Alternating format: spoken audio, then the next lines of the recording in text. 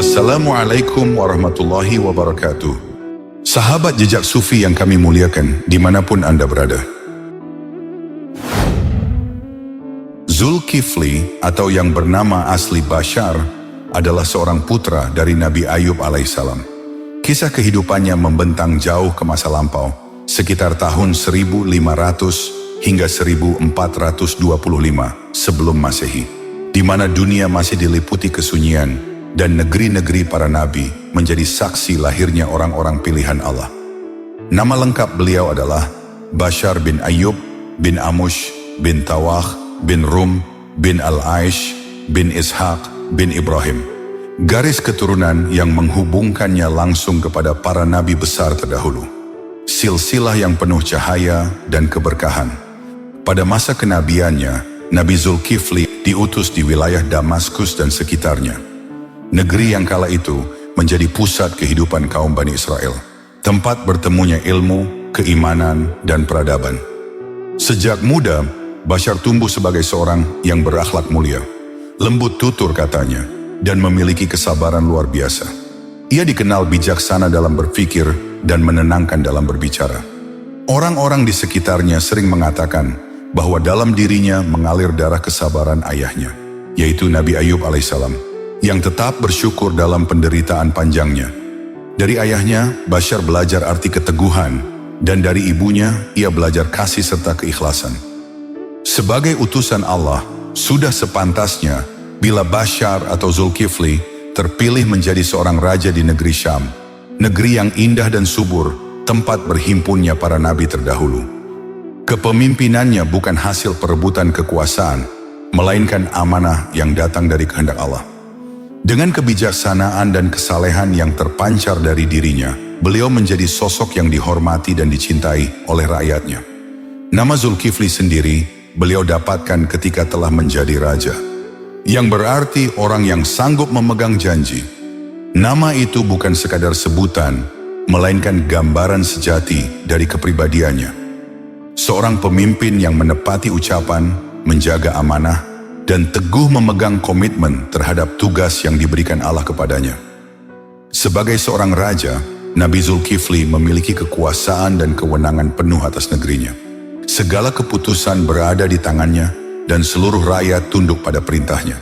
Namun kekuasaan yang besar itu tidak pernah menjadikannya tinggi hati.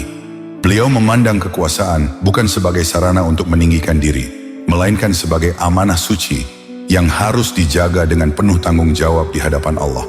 Setiap kebijakan yang beliau ambil selalu didasari keadilan, kasih sayang, dan rasa takut akan murka Tuhan.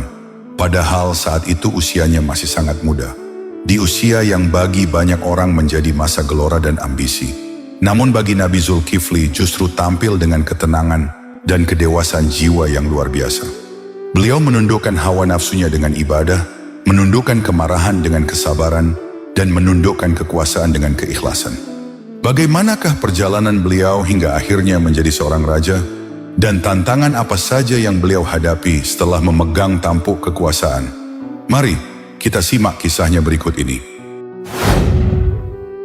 Di sebuah negeri yang indah, subur dan penuh dengan cahaya keimanan, hiduplah seorang raja yang adil serta bijaksana. Negeri itu makmur di bawah kepemimpinannya. Rakyat hidup tenteram, hukum ditegakkan dengan seimbang, dan setiap keputusan sang raja selalu berpihak pada kebenaran.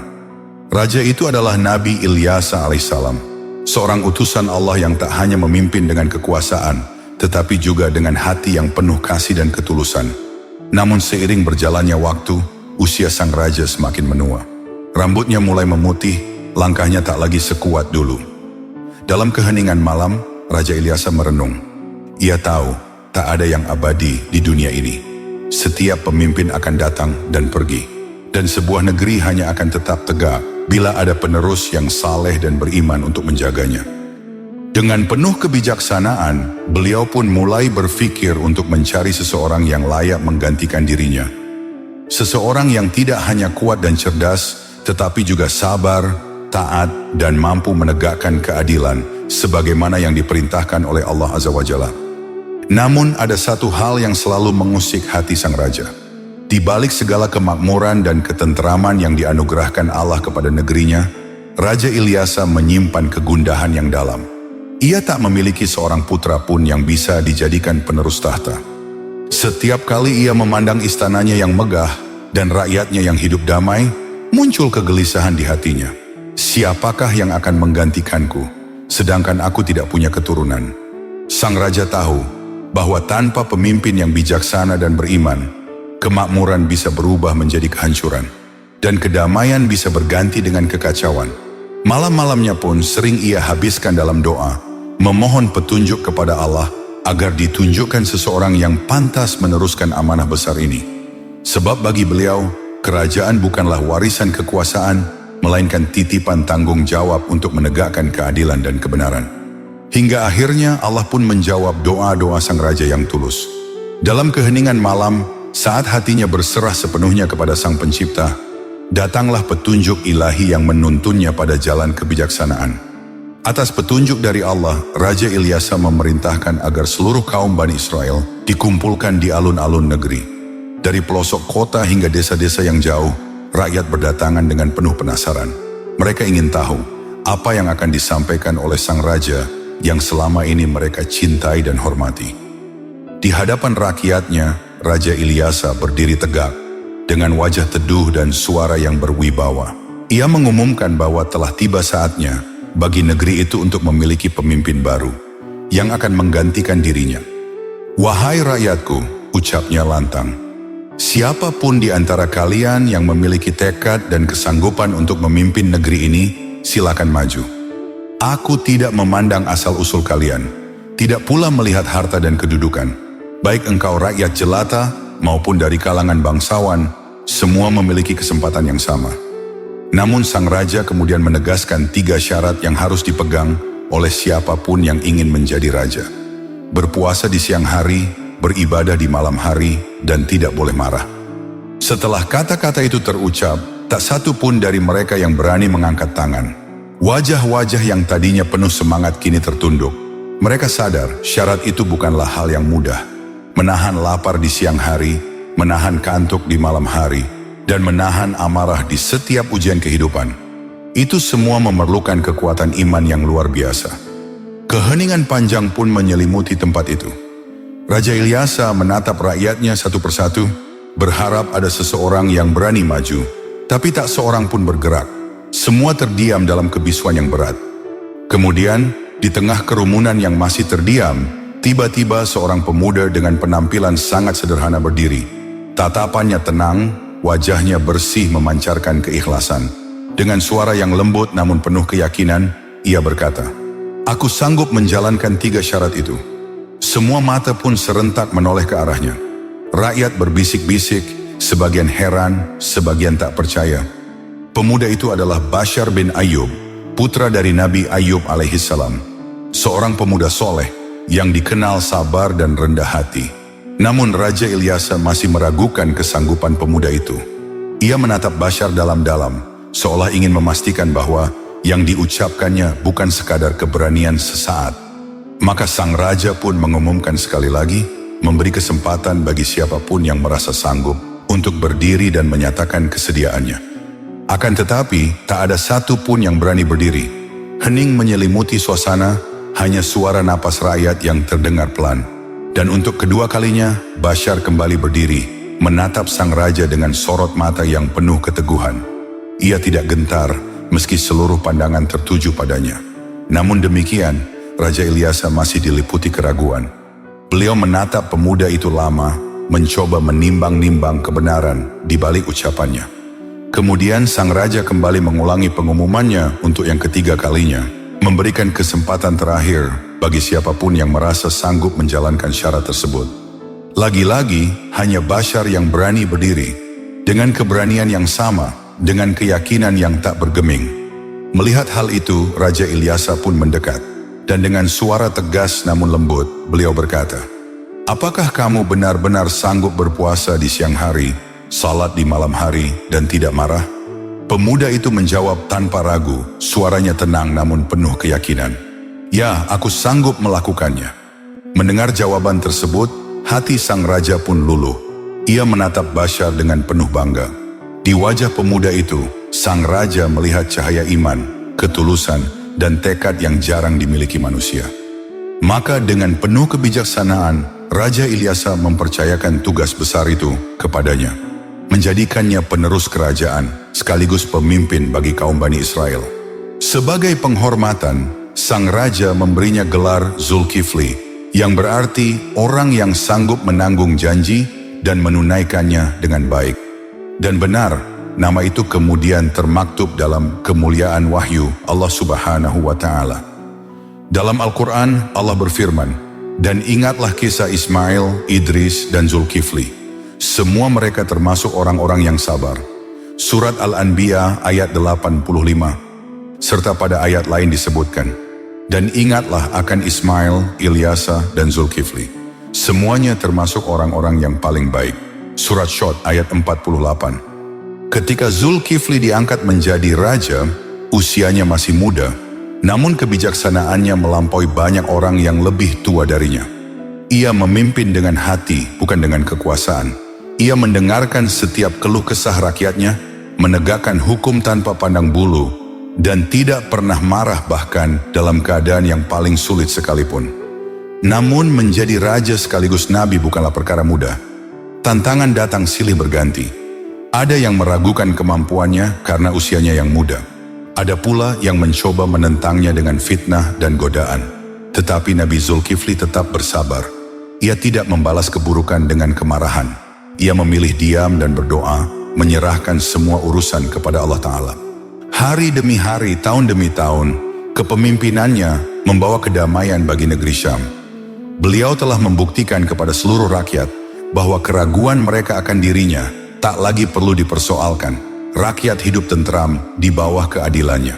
Dan menjadi contoh bagaimana kekuasaan sejati bukan terletak pada kekuatan tangan, melainkan pada keteguhan hati dan kesabaran jiwa. Nabi Zulkifli juga menepati janjinya. Siangnya beliau berpuasa, malamnya beliau habiskan waktunya untuk beribadah. Tentu hal ini mudah baginya, sebab beliau sudah terbiasa melakukan ini sebelum menjadi raja. Dan beliau tidak pernah marah dalam menjalankan roda pemerintahan. Melayani rakyatnya penuh kelembutan dan senyum ketulusan. Kesabaran yang dimiliki Nabi Zulkifli bukan sekadar sifat yang terlatih dari kebiasaan, melainkan sebuah anugerah agung, mukjizat yang Allah Subhanahu wa Ta'ala berikan kepadanya. Dari kesabaran itulah terpancar cahaya keteguhan iman dan kekuatan jiwa yang membuatnya menjadi teladan bagi umat manusia sepanjang zaman. Namun, di balik ketenangan itu, ada satu makhluk yang hatinya membara karena iri. Dialah iblis, musuh abadi anak cucu Adam. Dada iblis terasa panas, sesak, dan terbakar amarah setiap kali menyaksikan Nabi Zulkifli berdiri teguh di atas ketaatan. Ia geram melihat seorang manusia yang tidak pernah marah, tidak pernah lalai, dan tidak pernah tunduk pada godaan dunia. Dengan bara amarah yang menyala, iblis mengumpulkan pasukannya dari kalangan setan dan jin kafir. Ia berkata dengan nada perintah yang mengguncang, "Wahai pengikutku, lihatlah manusia itu. Ia begitu sabar dan taat. Turunlah kalian ke bumi, godalah dia dengan segala cara. Buatlah hatinya gelisah, buatlah ia kehilangan kendali. Aku ingin melihat apakah dia benar-benar sekuat yang dikatakan manusia." Maka berhamburanlah para setan, menyebar di penjuru negeri Syam, berusaha menggoda sang nabi.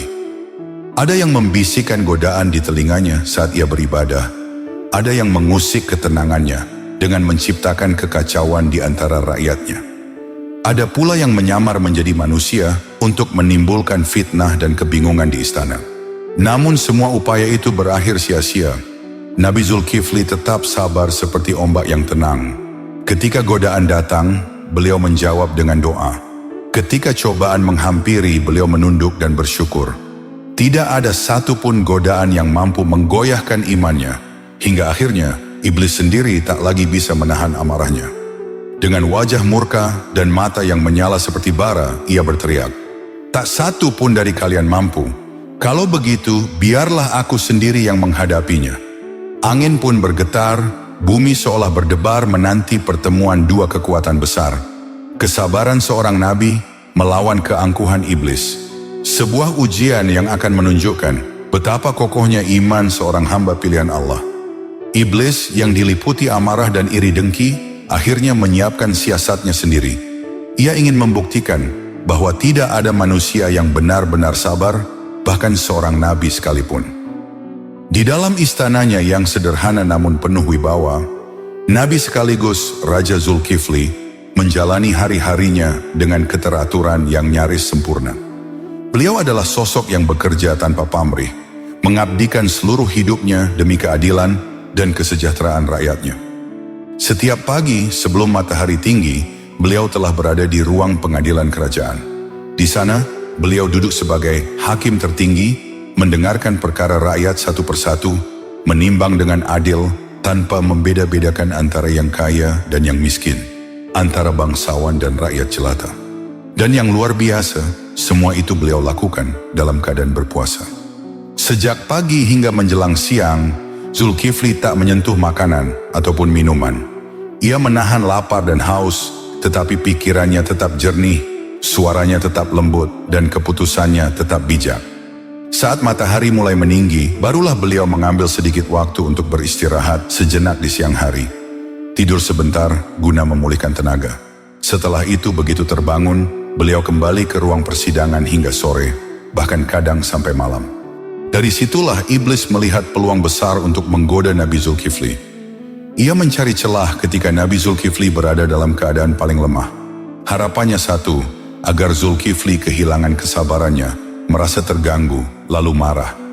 Sebab Zulkifli pernah berjanji di hadapan Nabi Ilyasa dan rakyatnya, bahwa beliau akan memimpin dengan adil dan tidak akan marah dalam keadaan apapun. Maka iblis pun bertekad untuk membuatnya gagal menepati janji itu. Ia ingin menyalakan api kemarahan di hati sang nabi agar janjinya kepada rakyat dan Nabi Ilyasa dilanggar. Hingga akhirnya iblis melihat kesempatan. Dengan menyamar sebagai kakek tua renta, iblis mendatangi kamar Nabi Zulkifli. Hari itu Nabi Zulkifli baru saja menyelesaikan sidang panjang yang melelahkan. Tubuhnya terasa sangat letih. Ia bahkan pulang lebih awal dari biasanya agar bisa tidur sebentar di siang itu. Di dalam kamarnya yang tenang, Zulkifli baru saja berbaring dan hampir terlelap. Tiba-tiba terdengar ketukan di pintu kamarnya. Nabi Zulkifli terbangun, lalu bertanya dari dalam, "Siapa di luar sana?"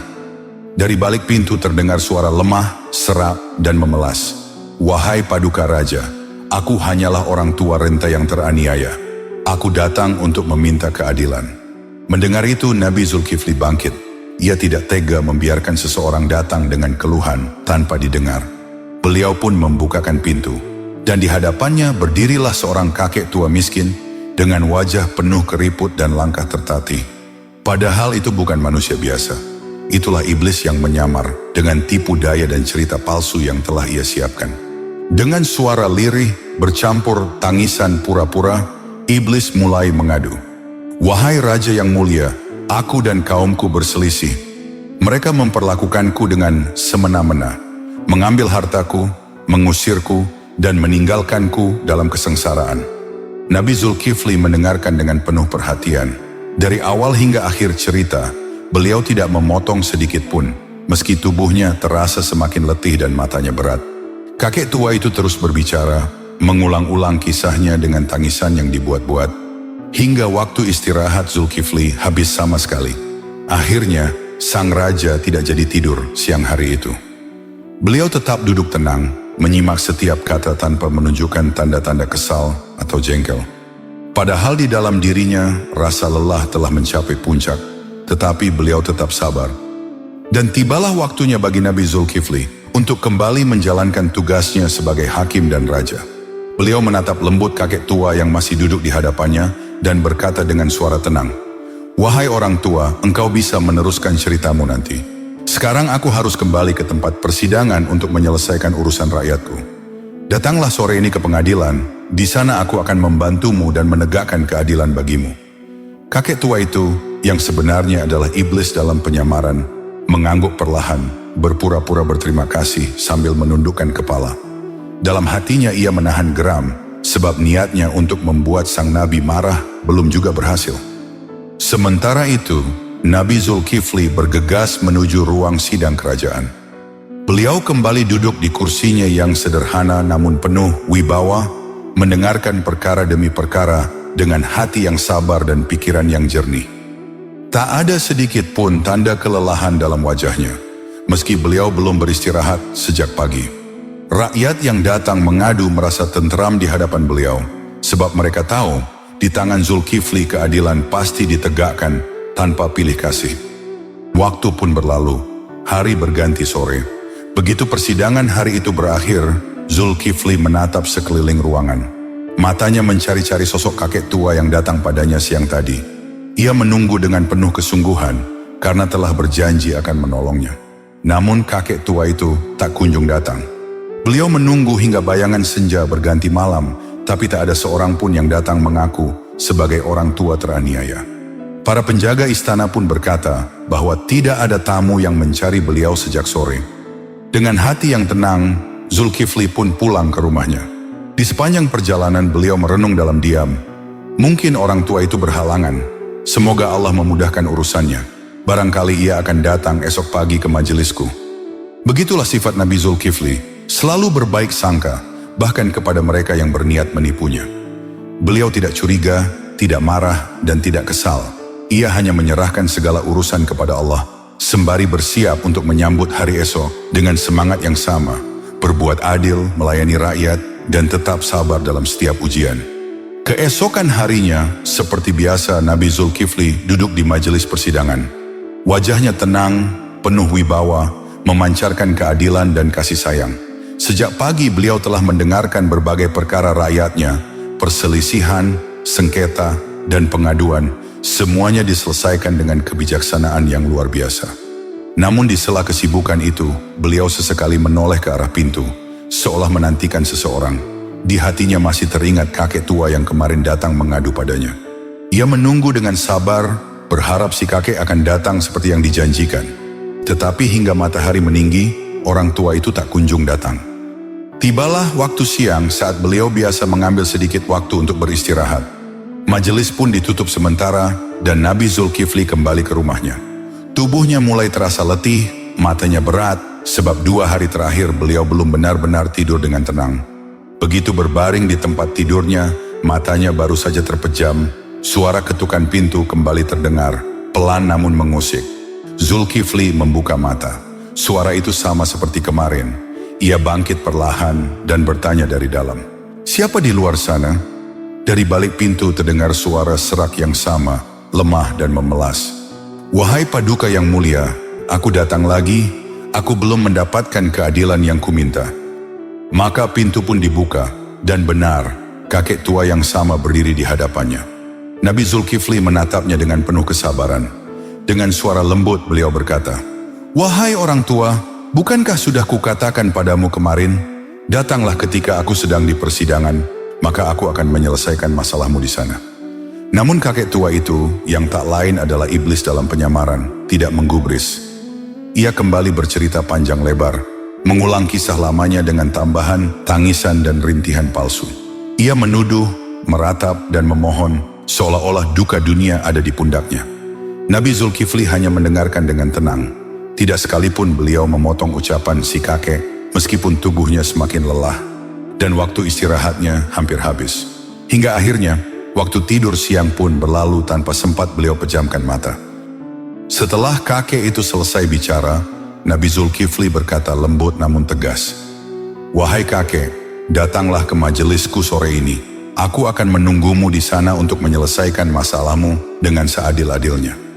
Kakek itu berpura-pura berterima kasih, lalu pergi dengan langkah perlahan. Nabi Zulkifli pun bersiap kembali ke ruang persidangan. Namun kali ini wajah beliau tampak benar-benar letih. Kelopak matanya berat, tubuhnya lunglai, dan langkahnya sedikit tertatih. Siang itu beliau memaksakan diri untuk tetap duduk di kursi hakimnya, mendengarkan perkara rakyat dengan penuh perhatian. Dan ketika sore tiba, seperti hari sebelumnya, beliau menoleh ke segala arah. Matanya mencari-cari sosok kakek tua yang dijanjikan akan datang. Hari beranjak gelap dan ruang sidang pun mulai sepi, namun tak seorang pun datang. Pada hari yang ketiga, Nabi Zulkifli berangkat ke majelisnya seperti biasa. Namun kali ini rasa lelahnya jauh lebih berat daripada sebelumnya. Tubuhnya terasa sangat penat karena sudah 2 hari berturut-turut tidak sempat tidur siang. Begitu waktu istirahat tiba, beliau segera kembali ke rumah dengan langkah cepat. Sesampainya di kamar, sebelum berbaring, beliau memanggil pengawal dan salah seorang dari keluarganya, lalu berpesan tegas. "Hari ini aku sangat lelah. Aku ingin tidur dan tidak ingin diganggu. Jangan biarkan siapapun datang mendekati pintu ini, siapapun dia." Para pengawal pun mengangguk patuh. Mereka tahu sang raja benar-benar kelelahan. Baru saja Nabi Zulkifli memejamkan mata, ketenangan itu kembali terusik oleh suara ketukan pintu kamarnya. Suara itu sama, lirih namun jelas, seperti sebelumnya. Beliau membuka mata perlahan, menatap ke arah pintu, hatinya berdesir. Dari luar terdengar suara yang amat dikenalnya, suara serak penuh keluhan. "Wahai tuanku yang adil, aku datang lagi memohon pertolonganmu. Jangan tolak aku, wahai Nabi Allah." Nabi Zulkifli tertegun. Beliau teringat pesan yang baru saja disampaikan kepada para pengawal, agar tidak ada satu pun yang diizinkan mendekati pintunya. Bagaimana mungkin orang tua itu bisa sampai di depan kamarnya? Dengan penuh keheranan, Nabi Zulkifli segera bangkit dan membuka pintu. Dan di hadapannya berdiri kakek tua yang sama, yang telah datang selama 3 hari berturut-turut, dengan wajah yang tampak semakin renta, matanya sayu dan suaranya bergetar lemah. Namun kali ini, sesuatu terasa berbeda. Ada hawa aneh yang mengelilinginya.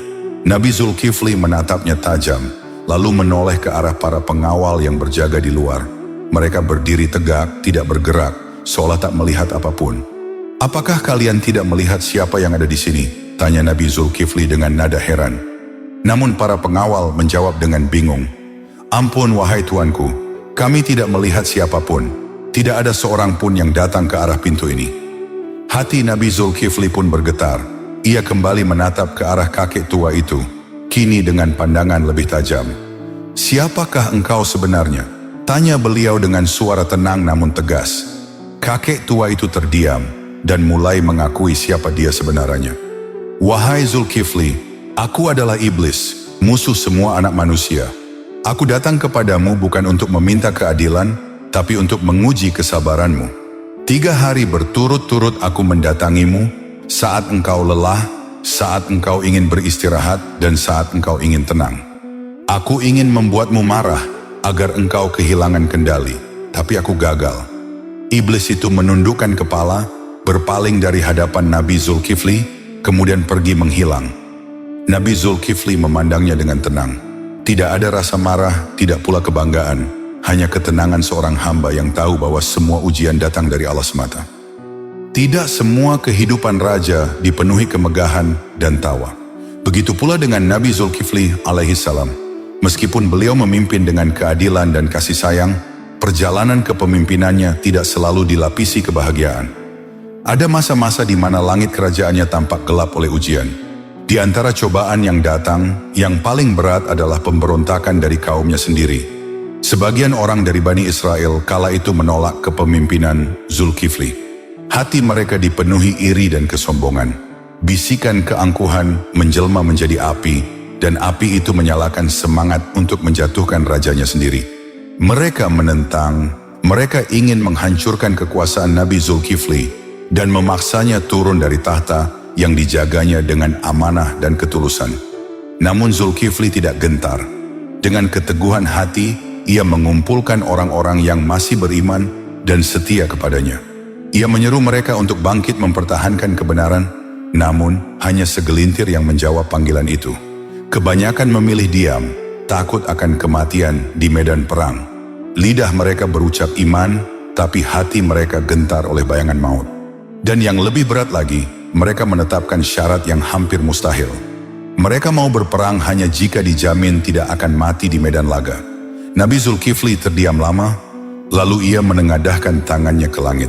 Dengan penuh ketulusan beliau berdoa, memohon pertolongan kepada Allah Subhanahu wa Ta'ala. "Ya Allah," ucapnya lirih, "selamatkanlah umatku, lindungilah mereka di jalanmu." Doa seorang nabi tidaklah sia-sia, maka Allah mengabulkan permohonan itu.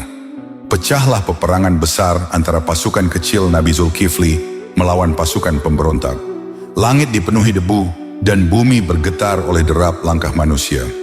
Namun keajaiban terjadi.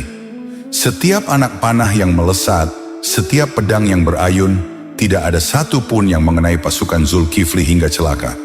Tak satu pun dari mereka gugur di medan perang. Kemenangan itu datang bukan karena kekuatan jumlah, melainkan karena kekuatan doa. Itulah mukjizat Nabi Zulkifli. Mukjizat dari seorang hamba yang sabar, yang tidak membalas kejahatan dengan kemarahan, tetapi dengan keteguhan hati dan kepercayaan kepada Tuhan. Setelah peperangan usai, kerajaan Zulkifli hidup kembali dalam ketentraman. Rakyatnya aman, makmur, dan sejahtera.